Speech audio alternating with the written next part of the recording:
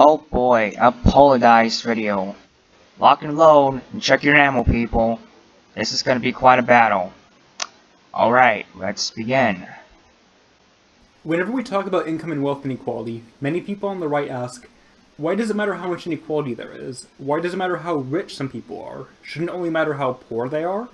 And wouldn't you much rather live in an unequal wealthy country than a country where everyone is equally poor?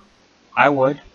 This is a common trope on the right, that inequality is connected to prosperity.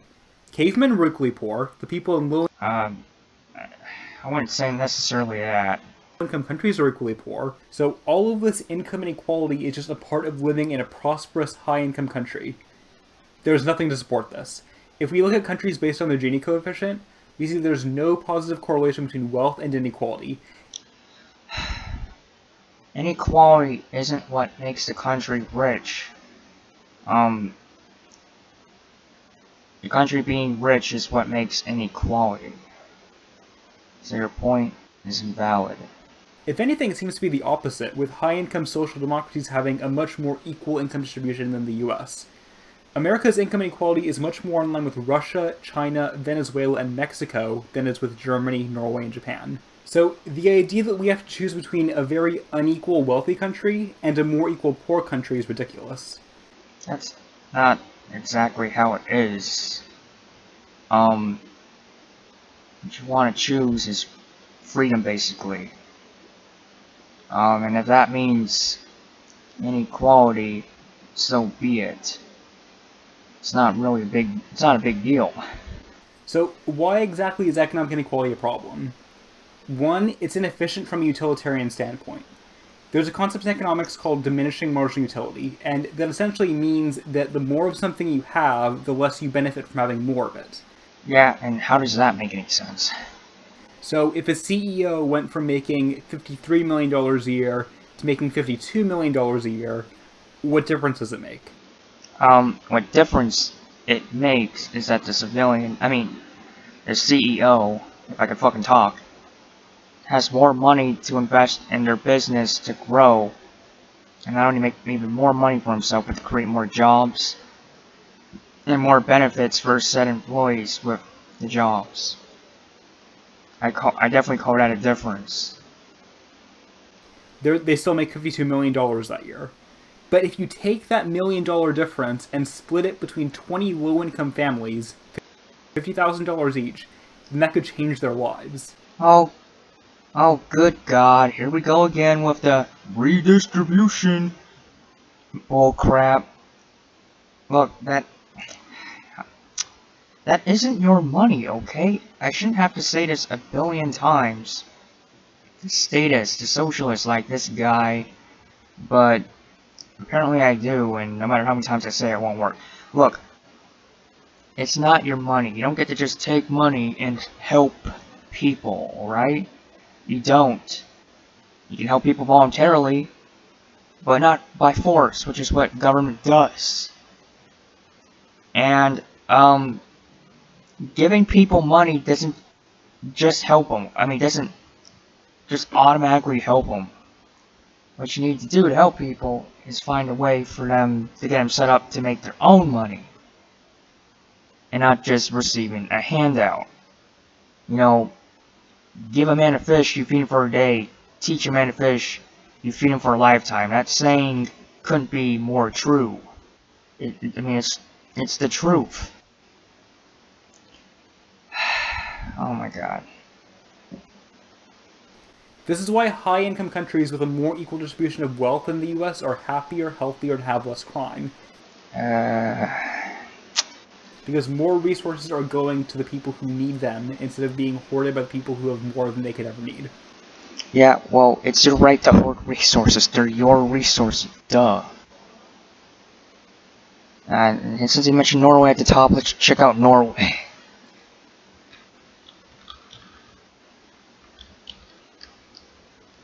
Standard of living.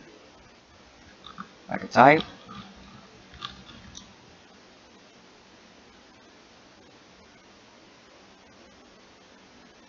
Okay, let's look at the downsides of living in Norway. Find work. Ain't so easy.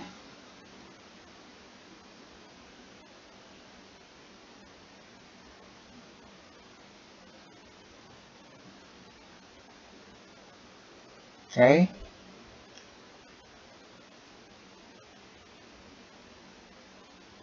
Oh look. To add to this, if you are applying as a skilled worker, the companies must pay you a minimum salary of NOK. I assume that's the currency of the country, 412,600 if you have a master's, and NOK 382, 900,000 if you have a bachelor's degree. This is to ensure all immigrants receive equal pay for equal work on the same levels on all Norwegians. It can be a huge obstacle since many people may only receive their first job offers from small companies or startups. For more info, check the complete guide to moving to Norway. In Norway, 32% of the population has a higher education. Competition for jobs is intense, although most Norwegians will deny it. This is a highly nationalistic country. Okay, so minimum wage isn't helping with jobs, helping get a job or getting employed, and that's not good. It's often made even more difficult by the fact that extremely few of these foreigners seeking jobs have any proficiency in speaking, writing, and understanding Norwegian. Simply put, if you don't speak the language, it's hard for most companies to hire you. Language is the biggest barrier to finding work, because even though English is spoken and understood by almost everyone else, Norwegian is the language used in business. Just check against you. Okay. Getting a driver's license. Okay.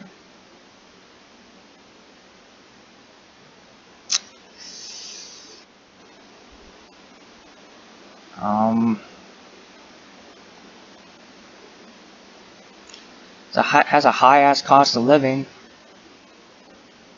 Disparities. It said equality, but there are disparities in income. Norway, everything you need is cheap and everything you want is expensive.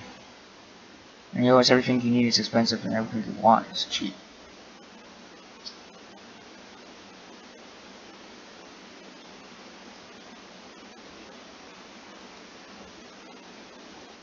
Okay. Second highest prices of food in Europe. Travel across the border of Sweden for candy, alcohol, and tobacco. Doesn't sound too good. It's difficult to make friends.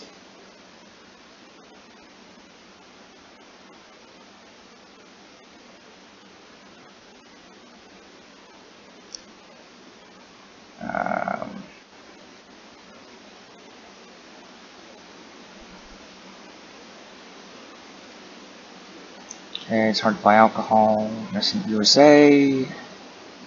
Alright. Okay. Socialism. You can type that in.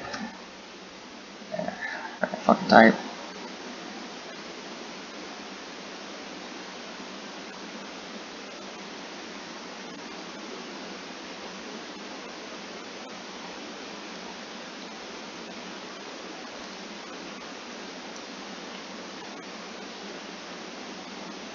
Okay, Norway isn't socialist, isn't equality.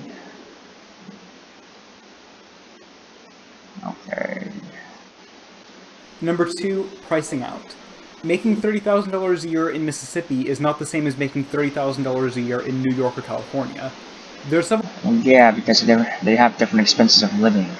reasons for this, but one of them is that the majority, or at least a plurality, of rich Americans live in New York or California. They have the most money to spend, so supply and demand takes its course and things become too expensive for low-income people to live there. Well, if you have regulation up the ass, and taxes, and zoning laws, and the devaluing of the dollar, then you're gonna have expensive living. And in some places, that government interference is worse, like California and New York, so that's why it's expensive, not supply and demand. This is how gentrification works. You can make a decent living in a low-income area, but if a company brings in a lot of high-income people, then the cost of rent goes up, the cost of food goes up, and less privileged people are forced into even worse areas or even homelessness. This is what surging homelessness looks like in Silicon Valley. Take a look at this. People living in RVs parked along major streets.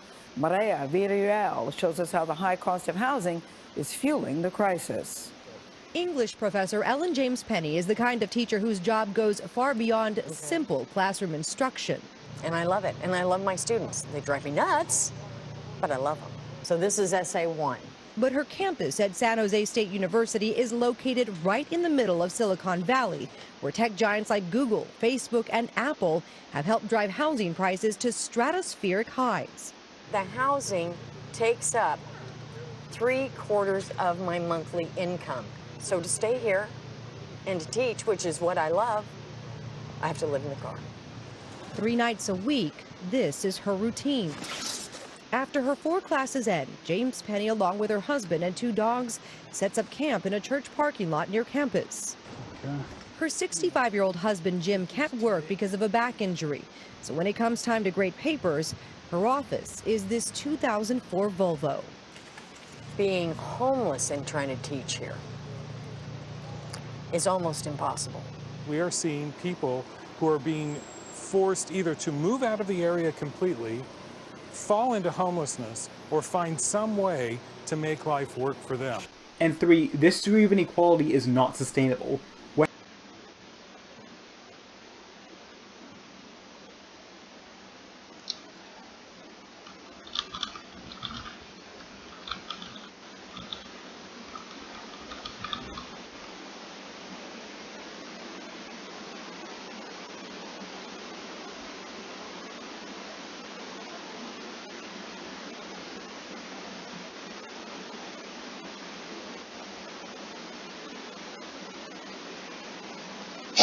Okay, gentrification. I'm pretty damn sure government has a role in it.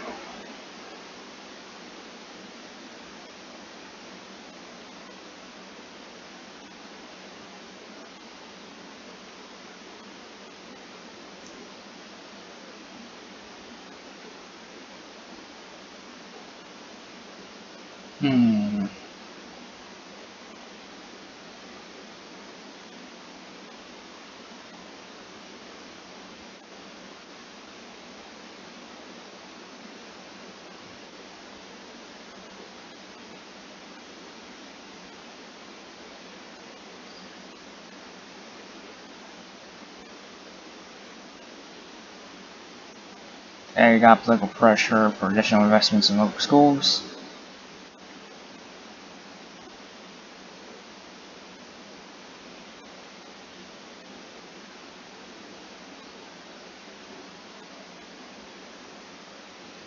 They receive. Okay, so if you have all this shit receiving federal support, like, you know, schools and public transit, you have a negative shift in the demographics. That, you know, by the government funding this stuff, rather than just supply and demand, gentrification happens rather than just free market, everything's stable, all the money and people and property are where they're supposed to be voluntarily. You know, you got all this public investment bullshit. And if we go to Wikipedia,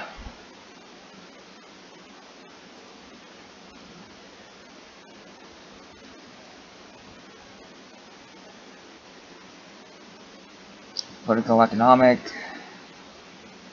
Christian Marxist, raging the inner city, civil rights legislation, discrimination, hours employment.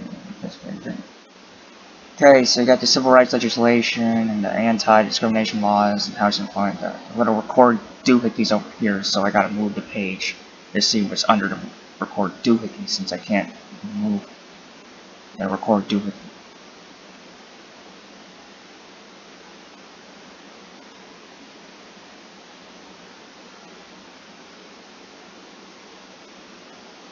Okay, so you know, if you have government funding things that should be funded voluntarily, you're gonna have gentrification. And equality caused the Great Depression. Ah, here we go again. Aw, shit. Here we go again. Yeah, that thing.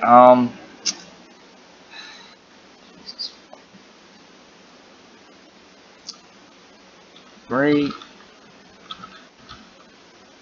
Depression was caused by government, okay?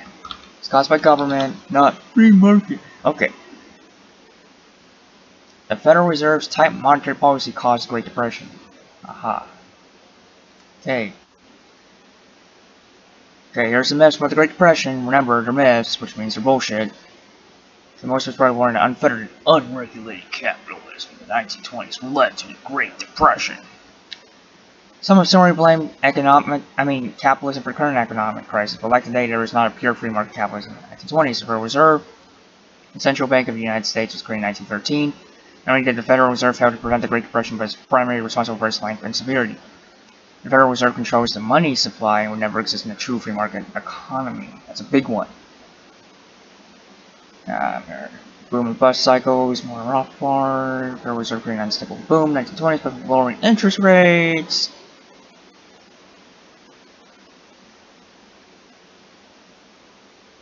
Over European economy. Federal Reserve doubled federal spending. Prohibited business leaders from cutting wages. Okay, yeah. Public projects.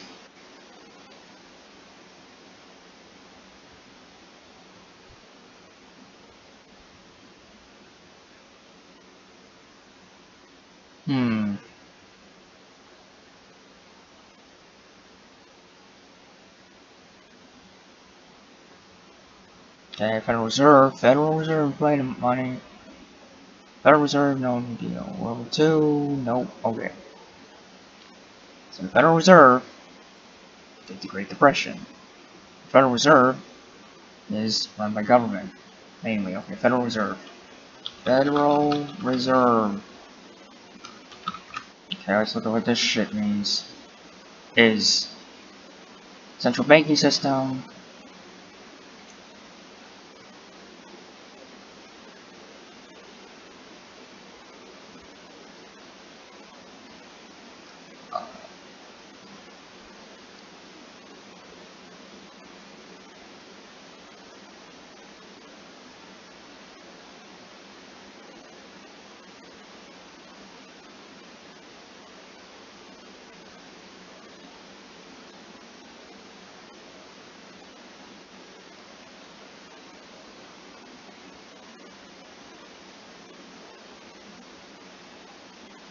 Yeah, it's a central bank. Okay, so yeah, government. What happens to these giant companies when people can't afford their services anymore? The periods of greatest inequality are generally followed by severe crashes, and the US is the greatest amount of inequality since the 1920s. There's going to be another big crash in the coming years. I just hope that it doesn't happen right after President Sanders takes office. Anyways. Oh god. Not Sanders. Not Mr. Free Healthcare and Free College. Not that asshole. Those are the main reasons why I care about income inequality, and I want to respond to some videos from the right about why income inequality is acceptable or even good. First I want to respond to Freedom Toon's video, Pizza and Income Inequality, and originally I was going to respond to it one part at a time, but because the problems with it are so interwoven with each other, I'm just going to play the video and then respond to it. Alright! Our pizza's ready! That's a good pizza. That is just offensive. That's a good pizza. Alright, Eric, you get 4 slices and I get 4. Good stuff. Let's make another one. A bigger one. Okay, but I'm gonna have to get a new oven if we want to make it any bigger. Okay. Okay, I got a new oven to make us an even larger pizza! Radical. And I'm really hungry and exhausted after installing that new oven, so I'm just gonna take an extra slice if that's cool. Now I'm only getting 3 slices? I have less pizza than before. That is just not accurate. By the slice is the wrong way of measuring it, because the slices have increased in size. I ain't got no darn pizza, friendo Nintendo. The hungry get hungrier in this capitalist kitchen, bourgeois swine. But you have more pizza than you used to. No. Everything needs to be equal, which is split the pizza 50-50. That's what they do in socialist kitchens. But Eric, look at all the extra toppings. Not only do you have more pizza overall, but... Yeah, I think the guy cooking the pizza and invested in a bigger oven and all shit, yeah, he deserves more. He's investing it, right? And it is technically bigger slices than they had before. There are more ingredients on each slice. Okay, what's that supposed to be a metaphor for? Luxury goods. If you were to look back to the 1980s, you would scarcely find a poor family which had multiple TVs, let alone cable, and they certainly wouldn't have internet access or cell phones. Heck, a lot of them probably wouldn't even have microwaves. Microwaves? That's not a luxury good. I've got hella microwaves. I got a microwave in every room. I don't leave the house without at least 3 microwaves on me. I repeat, microwaves are not a luxury good. Not anymore, thanks to a market economy. No, wealth and equality is a crime. I don't care how much I have. You have more than me, and that shouldn't be allowed. Gee, what a self-entitled dickhead. Well, there goes the oven. I can buy us a new one to make more pizza. Or we could do this stupid 50-50 split thing, in which case I won't be able to recoup my costs, and I won't have any incentive to take the risk of buying a massive oven. Maybe you should put the fire out first? Then we can discuss this. No, Eric, you need to make your choice. I think I've made my mind up.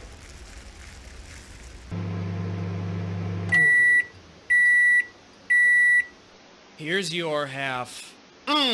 Income equality. First of all, I take issue with the portrayal of income inequality in America as a 5-3 split. Let me see this shit.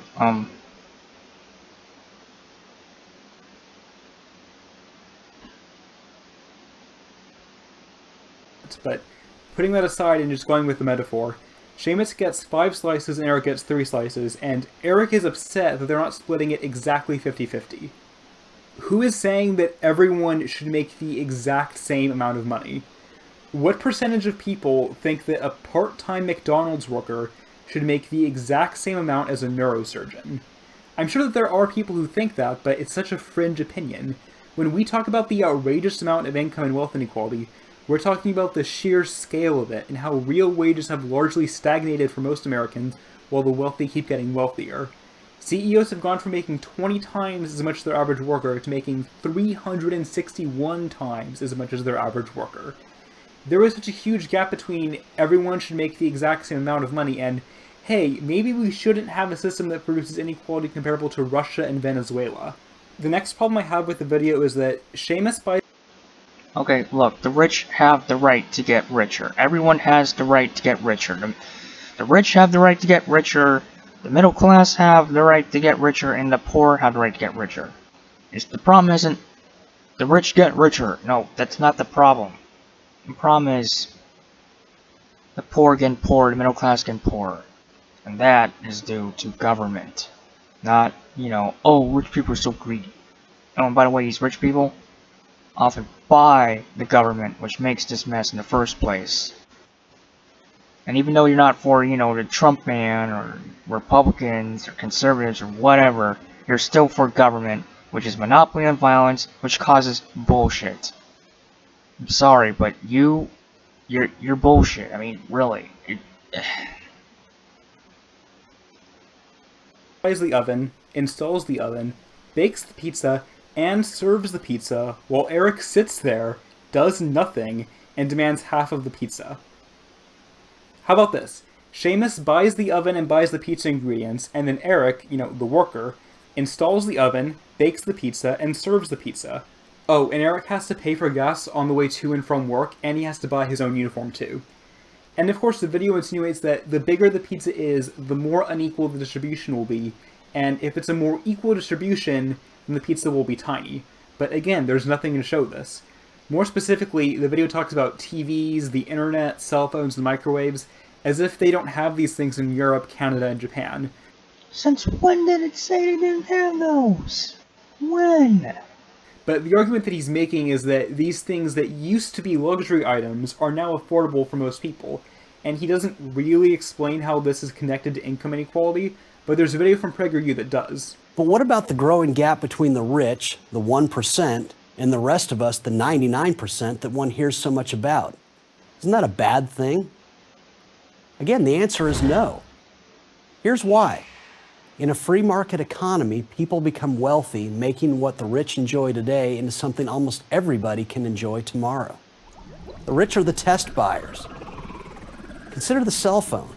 Now we all have them, but when Motorola manufactured the first one in 1983, it was the size of a brick, had a half-hour battery life, reception was terrible, and calls were very expensive. It cost $4,000. But if no one had bought that $4,000 brick, there wouldn't be a $40 cell phone today. In the 1960s, a computer cost over $1 million. Nowadays, thanks to billionaires like Michael Dell, we have incredibly advanced computers that cost us a few $100s. Remember what an out-of-reach luxury flat-screen TVs once were? Only the rich could afford them. Today, your living room is essentially your own private cinema. The free market is about turning scarcity into abundance. What was once available to the few is now available to the many. Wealth and equality is an important corollary to that truth. So, should I resent the people who became wealthy because they have more money than I do? Or should I be grateful for the economic system that allows them to enrich my life and the lives of millions of other people? This is a really weird argument. There will still be people rich enough to buy luxury items. You know that quote where AOC supposedly but didn't really say that it's wrong for billionaires to exist? Well, even if we didn't have any billionaires, there would still be multimillionaires that would buy plenty of, adjusting for inflation, $10,000 phones. As for computers, we don't even need to speculate. There are incredibly expensive cutting-edge supercomputers, and who is buying them? The US Department of Energy, Oak Ridge National Lab, the Leibniz Supercomputing Center, which is part of a German university, the National Institute of Advanced Industrial Science and Technology in Japan, Los Alamos National Lab, the Swiss National Supercomputing Center, the National Supercomputer in Guangzhou, China, the National Supercomputer Center in Wuxi, China, Oaks Lawrence Livermore National Lab, and the fastest supercomputer in the entire world is in Oak Ridge National Lab. And all of the ones I just listed in the US are owned by the Department of Energy. These cutting-edge supercomputers aren't being bought by Jeff Bezos or Elon Musk or the Koch brothers, they're being bought and used by research labs. And the same goes for early computers. They were at research labs for the military, universities, and NASA. But wait, you say, they're not talking about research computers, they're talking about commercial computers in the 50s and 60s, like the Farinati Mark I, Victoria University of Manchester, or the Univoc I, US Census Bureau, US Air Force, US Army Map Service, NYU, Atomic Energy Commission, etc. Okay, but when does Dave come in for that special offer of $1 million? When does retail come into the picture? When do personal computers come into the picture? Well, there is no Dave. Dave is a log. The first personal computer was the Altair 8800.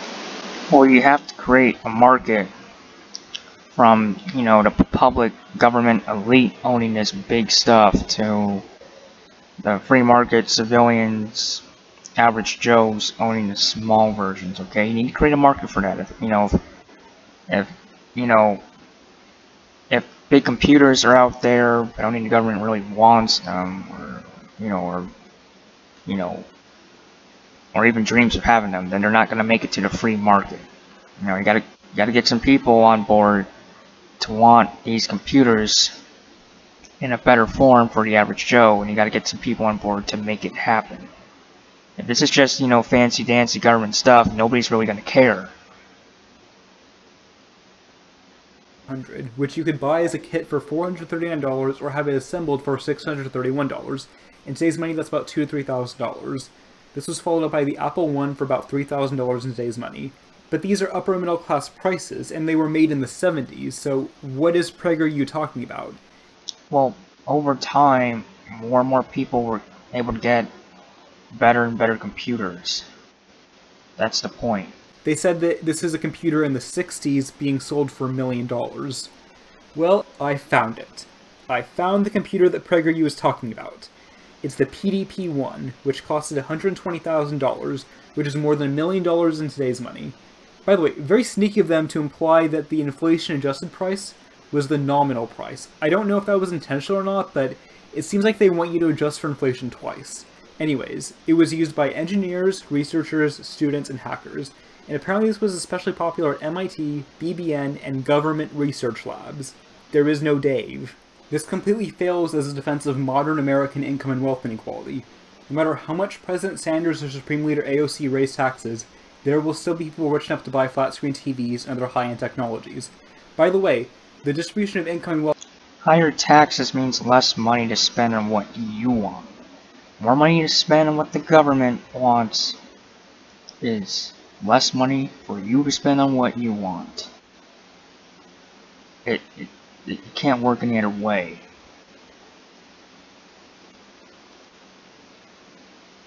Wealth was much more equal when the PDP-1 was released.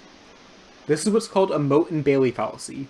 The moat and Bailey fallacy is when you want to defend something indefensible, the Bailey, like economic inequality in the US, so you bait and switch to the more defensible position, the moat. So instead of defending extreme and ridiculous inequality, you're just defending the idea of any inequality, and instead of defending the fact that 3 Americans have as much wealth as the bottom 150 million Americans, you just want them to have enough wealth to buy fancy microwaves. The last argument that I want to address is that... Okay, what kind of argument is that people just want the rich to buy cool stuff? Nobody is arguing that. There's no Mont and Bailey fallacy going on. That poor people can become rich, and that instead of focusing on more equal outcomes, we should be focusing on equal opportunity.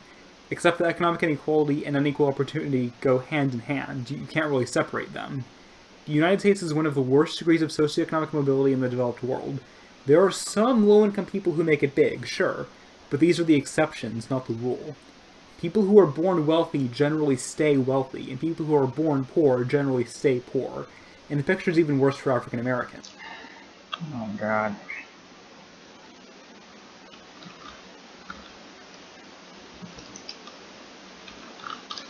Sure about that, Polidice?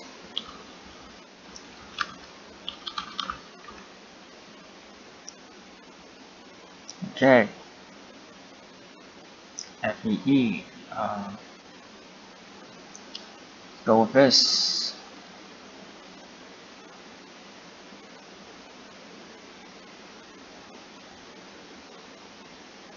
Okay, yeah, it's true. The rich tend to get richer, but the poor tend to get richer too. It takes longer.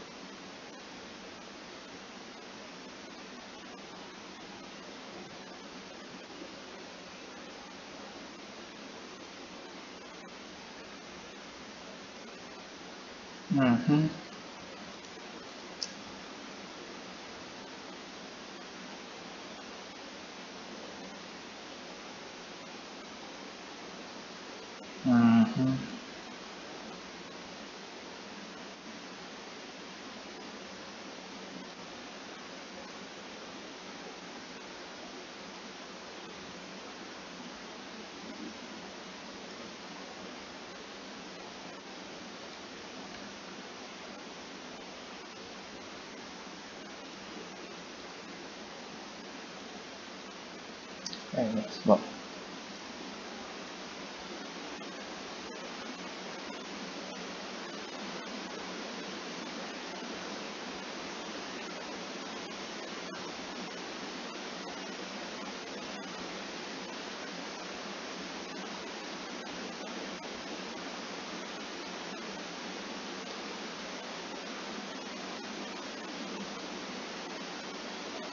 Okay.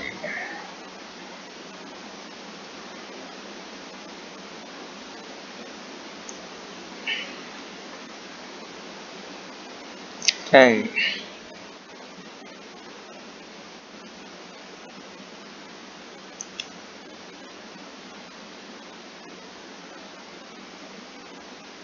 Yeah, I think it's pretty safe to say that the poor don't tend to stay poor.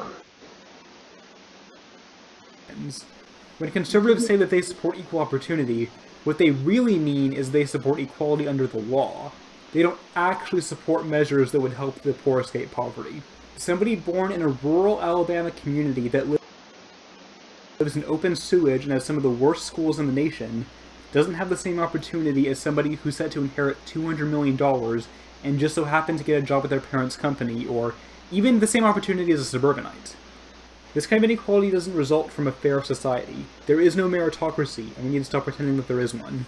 Before I wrap up this video, there are a few other things I want to talk about. First, the Trump Look, okay, maybe opportunities won't exactly be the same, but as long as they're there, as long as they're good, that's all that matters. Okay, nothing has to be exactly equal with the opportunities, with the wage gap, with the wages. It doesn't have to be that way. Administration wants to go back to the moon with the eventual hope of establishing a colony, which sounds great. I was thrilled about this, until I found out that he wants to pay for this by raiding the funds for Pell Grants. As if America... Okay, well, you don't need to worry about money being spent for space instead of poor people if you have a free market. You spend your money on what you want when you want. And if you want to spend more money on poor people, with your money to space, you can do that. If you want to spend more money on space and poor people, you can do that. You know, either way, wherever the money needs or wants to go, it goes there. I mean, people complain about government spending money on the wrong thing. Yet when you get gawk at the, you know, the suggestion that, oh, we should have a free market economy, where you spend your money on whatever the hell you want, whatever the hell needs or wants to get big gets big, rather than the government just spend, you know, the money on the elites, rather than stuff that people need. If people need stuff so bad, then the free market economy will allow them to have it. Not government, free market economy. Weren't scoring badly enough on socioeconomic mobility. The Trump administration wants to potentially make it harder for low-income people to go to college. Not a finger on the insane military budget, no chance that he would reverse his tax cuts, and he still wants to build that stupid wall. Next, it's not about tax cuts, okay? Well, why are you so obsessed with that? The rich pay the most in taxes. Tax cuts aren't really the problem, it's even having to pay tax to begin with. Taxation's theft. There's another migrant caravan heading up north.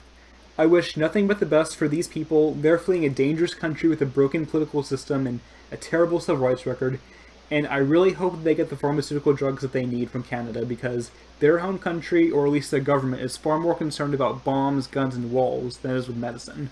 Yeah, and if you don't have a shit government, or any government for that matter, you don't have to worry about this shit. You don't have to worry about having to leave here and there to go to there and there, you know? You don't have to worry about it because, oh, guess what? There's no fucking government to make you even have to think of leaving in the first place. The Game of Thrones finale was last week. It was awful, and I was so let down that the only thing to do was laugh about it and enjoy the memes. I'll talk more about it when I do my annual video about movies. I guess I'll add TV shows to it, but my overall rating for Season 8 is a 5 out of 10, and my okay, this is pretty irrelevant. Rating for the series finale is a 3 out of 10. Tensions are escalating with Iran, largely because of this psychopath from House Bolton, and it seems like there's a 20% chance that we'll have gone to war with Iran by the end of Trump's first term. And of course we're doing that thing where we try to strangle and provoke them, and if they do anything in response, then, oh, we're the victim, they're provoking us, they're attacking. Yeah, once again, more government. India recently had its general election. Unfortunately, the right-wing Hindu nationalists won. And here's a summary of how the European Parliament elections went. Theresa May resigned as Prime Minister of the UK to the dismay of nobody. And lastly, I want to talk about the recent wave of anti-abortion laws. They obviously can't take effect, but with Trump's appointments to the Supreme Court, they're an extreme threat. Remember when everyone was talking about how ridiculous Georgia's ban on abortion after 6 weeks was? The heartbeat bill with no exceptions for rape or incest? Keep in mind that if an adult human is brain dead, but still has a beating heart, then you're allowed to pull the plug. But yeah, those were the good old days, because Alabama was tired of Mississippi taking its rightful place as the worst state in the Union, so it passed a total abortion ban, the only exception being the life of the mother. Yes, a total ban. Not 6 weeks, not 4 weeks, not 2 weeks or 1 week or anything. No abortion ever unless there's a threat to the mother. Abortion is one of the issues that I'm more moderate on, but I need everyone to understand that we're not talking about fetuses anymore. We're talking about embryos and zygotes. If you expect me to believe that this is a full-fledged human being, no different than you and I, then I think we have a problem. No exceptions for rape and or incest. If an 11-year-old girl is raped and needs an abortion, And these backwards religious zealots don't care because they think... Yeah, backwards religious zealots backed by the government, okay? Man, I'm getting tired of having to repeat myself that, and to no avail. It's pointless to repeat yourself to people that just don't want to acknowledge the truth. That if you have government backing religion, then religion is a threat. But if you have government not backing religion, or better yet, no government at all, you hardly even have to worry about religion. Remember, the Ku Klux Klan, for example, is still democratic. That should tell you something, that, religious zealots are really powerful when backed by government, or that they tend to always be backed by government. My position on abortion is it should be legal. That's pretty much it, and by legal I mean no government. Yeah. This is a person. One of my friends on Facebook shared a post that actually made a really good point about bodily autonomy. Even if somebody, an actual developed living human being, needs your blood type to survive, you have to donate it. It can't be taken from you. Even if you die and somebody needs an organ for a transplant, you have to be a registered organ donor. Doesn't matter if they need the organ to survive, your body, your choice. Okay, you get that. You get that part right, that's good. If you don't understand why people call stuff like this a war on women, consider that Republicans believe that a woman should have less of a right to bodily autonomy than a corpse. Anyways, I hope that you guys enjoyed the video. If you did, then be sure to like it, subscribe to the channel, follow me on Twitter, and support the channel on Patreon, like these lovely people.